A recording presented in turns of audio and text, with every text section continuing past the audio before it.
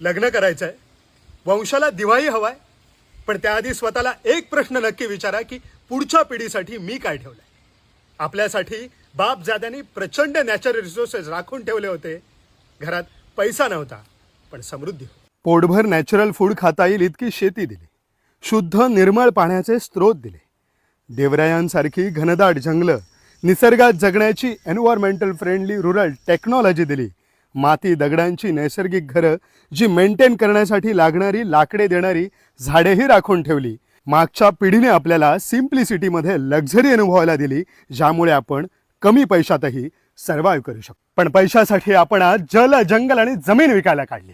खतं मारून शेत जमिनी नापीक करून टाकल्या, बोरिंग मारून ग्राउंड वॉटर संपवलं, समुद्रातला मासा संपवला, जंगलातले प्राणी संपवले, जुनी घरं आणि मंदिरं पाडून टाकली. हव्यासापोटी पुढच्या शेकडो पिढ्यांचे रिसोर्सेस आपण आताच संपवून टाकलेत. मग पुढच्या पिढी